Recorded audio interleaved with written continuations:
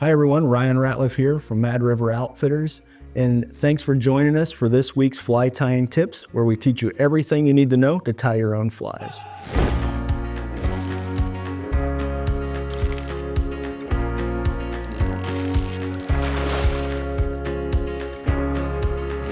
Welcome back, Ryan Ratliff from Mad River Outfitters, and thanks for joining us on this Wednesday installment of Fly Tying Tips.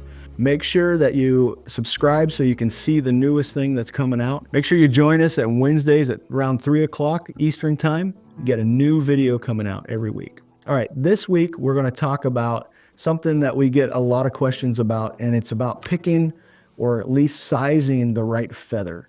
So people will tie a fly, they'll bring it in for us to take a look at, and a lot of times the feather, the hackle, is the wrong size. And so it's very easy to kind of figure out how to do that, but if you haven't been taught, this is what we're going to do today. So have a simple woolly bugger size 6 hook that we're going to put in the vise.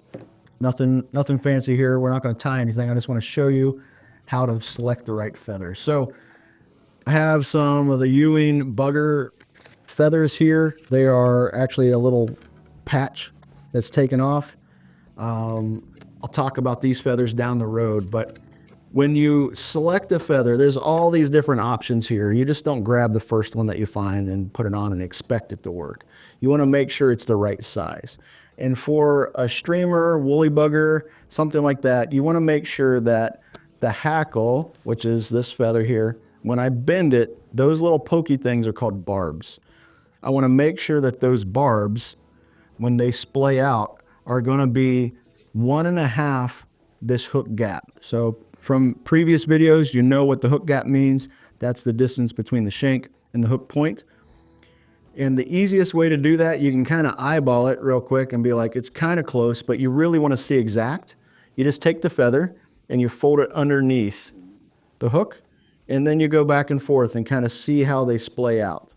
So you kind of go either way. You can go forward, so you can kind of see it like this in front of the hook, or you can fold it like that, however you want to do that. The other way that you can do it even more simple is just bend it like this and hold the stem even with the hook point.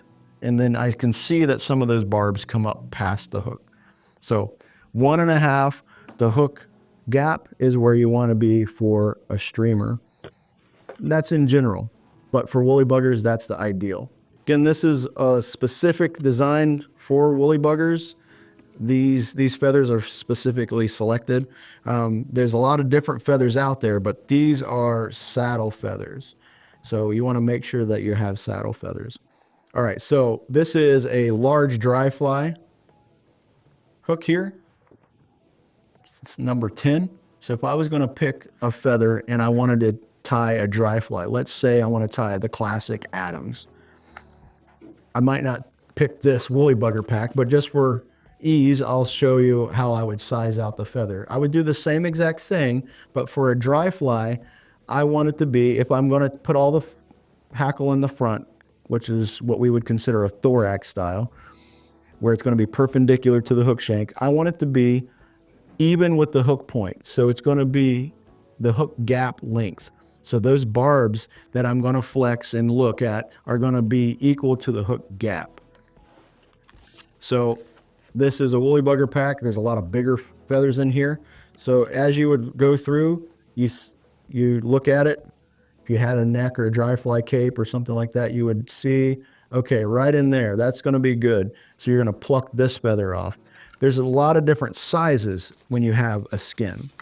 So that's the benefit of getting a skin like this. So for that style fly, or the thorax hackled fly, then you want it to be even to the hook gap. There is another style pattern called a parachute, and that has a post that sticks up, and then you wrap the hackle around that post so it's parallel to the hook shank. In that instance, you want the hackle to be just a little bit bigger than the thorax style. I want it to be 1.5 the hook gap. It's a bigger platform. It's going to sit out like a disc on the water surface. It needs to hold up that fly because there's not as much sticking up on the meniscus. It's sticking out this way instead of up and down like this. So that's going to be one of the things. For a thorax style, again, you want it equal to the hook gap. For a parachute style, you want it to be 1.5. And then for the woolly bugger, you want it to be 1.5 the hook gap. All right, thanks for joining us. This is a quick, easy video, but it's going to answer some of your questions and make sure you have the right feather for that job. As always, thanks for joining, but make sure that you hit that subscribe button, like it, and then give us a call if you have any questions at the shop. Everything, obviously, you can always get it at madriveroutfitters.com. Take care.